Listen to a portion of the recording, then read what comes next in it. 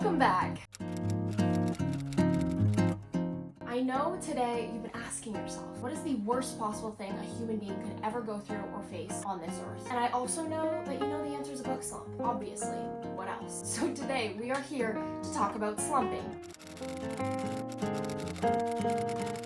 Now listen, you're in good hands because as someone who has had to literally claw her way out of a book slump daily since she started reading, I know a thing or two about this topic. I would call myself a professional slumper, but I'm also a professional un-slumper. Let's get into it, and first of all, let's talk about why we book slump, okay? I think it's important to unpack. First of all, book slumps do not mean that you don't love reading. They don't mean that you're doing something wrong. Now listen, you can get in a slump of anything, even if you love it. Listen, I love going to the gym. Do I get in gym slumps? Of course. You know, it's the same thing. Often we slump because there's just too much going on, okay? You're tired, you're overwhelmed, you're busy, you have a 9 to 5, you have a family, you have to do chores and cleaning and socialize and do school, homework. There's a million things that are pulling at our attention daily, okay? It's true, unfortunately. And as much as we want books to be the only thing to exist on this earth, that's just not the case. And busy is good. I don't want to feed into the narrative that like, you should be reading for 5 hours a day or you don't care enough. Like, that's a lot, okay? And I urge you to unfollow anyone who has that mentality. They're doing too much, okay? So acknowledge that you're busy, stop putting pressure on yourself, and be in the present. Another common reason why people slump is because of comparison, the thief of joy, comparison. One of the worst things you can do to yourself is compare yourself to others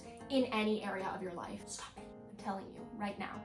Nip it in the bud. And listen, I have fallen victim to it more times than I can count. I'm scrolling my TikTok and these people are like, debrief the books I read in May. There's 25 of them. And I'm like, what? Listen, if reading is not your full-time job, there's no world where you're reading 20 books a month. And if you are, then you're sacrificing something else, okay? We all only have 24 hours in a day. And I get it, it's hard. You're scrolling your social media and everybody seems to be doing more quality, reading something different. Like, it just makes you feel like you should be doing the opposite of whatever it is you're doing, or just what you're doing on a ridiculously unattainable, unachievable scale. To that, I say don't should on yourself.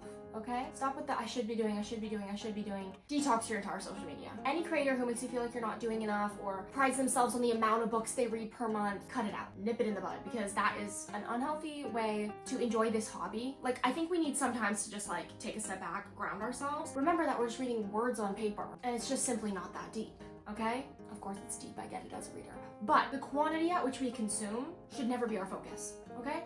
That's what I'll say. Anything that doesn't bring you joy or a little laugh about the hobby and passion that you're literally doing in order to feel joy, cut it out. Whatever pace you read at is valid. And if that means you're just not reading right now because it's a busy season of life, there's a lot going on, or you just want to do something else, that is okay. It's your life to live, and it's so hard in the age of social media to not compare, but just be more aware. As you're scrolling, clock it, unfollow, and allow your mental space to rest. Okay? Now let's get into the actual tips that work to claw yourself out of the book slump. Number 1, stop forcing it. The harder you push, the less your brain will want to read. It's the same in anything. If someone's telling you to do something, you don't want to do it. It could be something you literally want to do and someone tells you to do it and all of a sudden you're like, you know what? I'm good, never mind. We've all been there. So instead of sitting down and forcing yourself to read, do something else, because that's only gonna make it worse. The harder you push, the worse it gets. The more you try to force yourself to do something, the less you're gonna wanna do it. So just ease up, do something else. Pour into your relationships, your friendships, your self-care. Pick up a new hobby, something you've never done before. Spend time outside, explore your city, have a meal, watch a show, watch a movie, run your errands, and just take a second, take a beat. That's okay, and that's actually really good for you.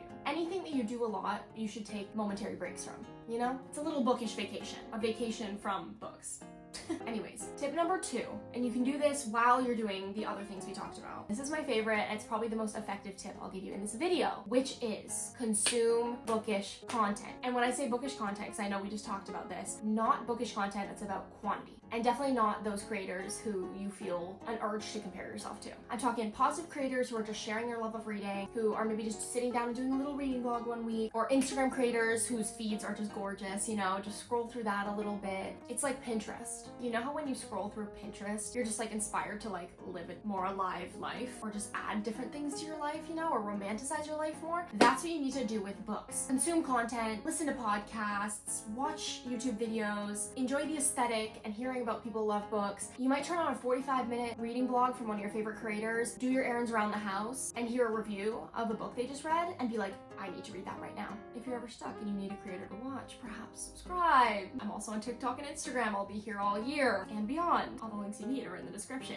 Anyways, going off of that and into our tip number 3 is mood read. The second you're watching that reading vlog and you're like, ooh, I want to read that, sit down and start. But do not read if you don't feel like it, okay? This is the fine line. Once you feel inspired to read whatever it is that you want. Don't be like, oh, I should read a classic, or I should read this author, or this is a new release, so I should read that. Never fall into the whole, like, we need to read new releases as fast as possible right when they come out. Like, I never read a new release until months, usually, after it comes out, because I like to let the dust settle. You know, I like to have my opinions for myself, let my perspective be clear. The noise is always a lot, okay? Now, if you're someone who loves that, loves to get the new release as soon as it's out, I totally understand the, like, adrenaline of that and the fun of that. I just find that my reading experience is never as good when I'm like in the fluster of like, oh, it just came out, let's read it, let's review it. Like, that's just a lot, you know, for me personally. So as long as you know yourself, what you like, what works for you, do that. But tip number 3 is mood read when you feel like it, and only when you feel like it. Usually something cozy, fluffy, fast-paced is the way to go. Book Slump Book Recs video coming soon. Next up, tip number 4, DNF for your life, okay? DNF aggressively. If you start reading that book you were really interested in and you're not into it at all, you're 50 pages in and you're like, I don't want to read this, stop. DNF it. For now, it can be a soft DNF. It doesn't have to be a forever moment, you know? You can come back to her later. This only applies for books. Do not recommend it in your relationships. But literally, if you're not vibing, stop. Like, just stop. Consume some more bookish content, perhaps. You'll find something else you want to read. Do not be afraid to DNF, okay? You can always come back to it. And listen, if it's part of your literal identity that you're like, I finish every book, I do not DNF, I get it. I was once that person, 100%. Perhaps it's time to maybe rethink that, let it go a bit. But if you can't and you're really set on that, just soft DNF.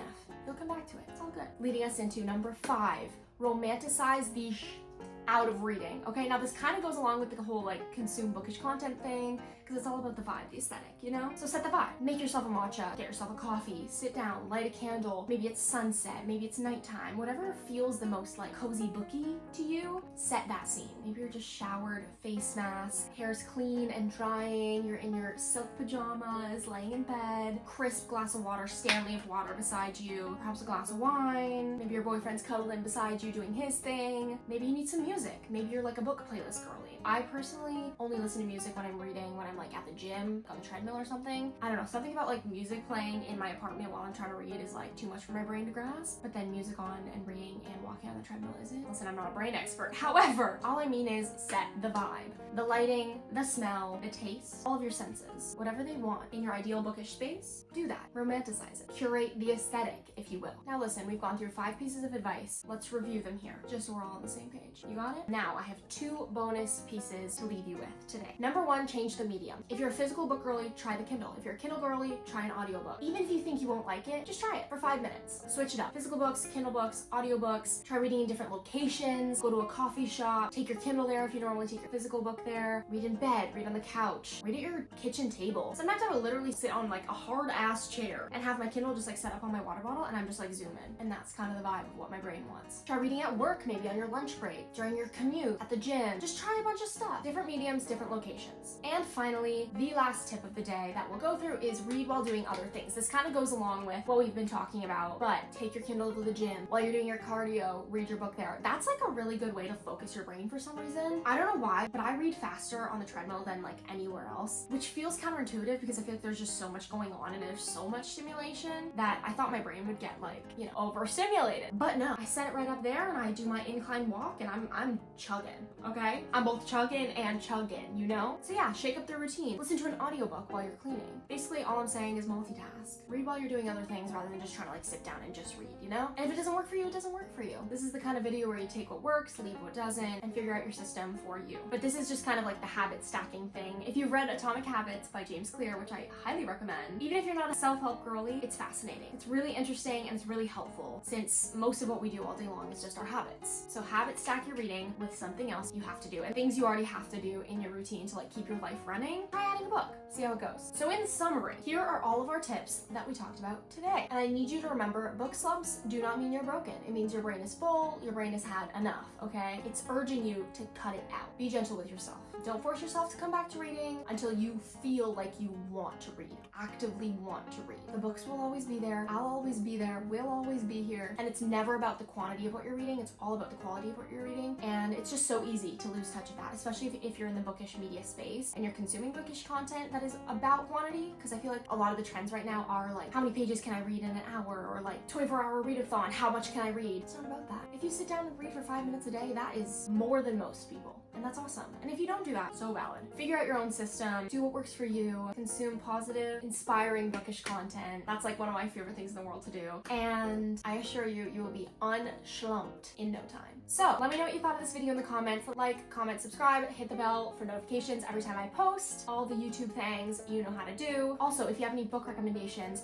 for getting out of a book slump, let me know in the comments. I would love to know what got you out of your slump, what kinds of reads help you get out of your slump. I'm honestly just really curious about how other people's book slumps affect them and what helped them get out of them, you know? So let me know what works for you, what doesn't work for you. Just give it to me in the comments. I would love to chat. It's always a conversation here. This is what keeps the community running. Let's just have our little after hours, our little coffee, our little dinner, and chat in the comments, yes? Next week, I will be sharing a video on books that got me out of a slump and books that will undoubtedly get you out of yours. Let me know if that's something you're excited about, and definitely tune in for that when it drops. And obviously you'll know when it drops because you're gonna subscribe and hit the bell. But anyways, thank you for clicking on this video. Thank you for watching to the end. Thank you for being a part of this book girly empire. I'm so happy you're here, and I hope the rest of your day is beautiful. Go read something if you feel like it, and go make someone smile today. Goodbye, my girlies. See you in the next one.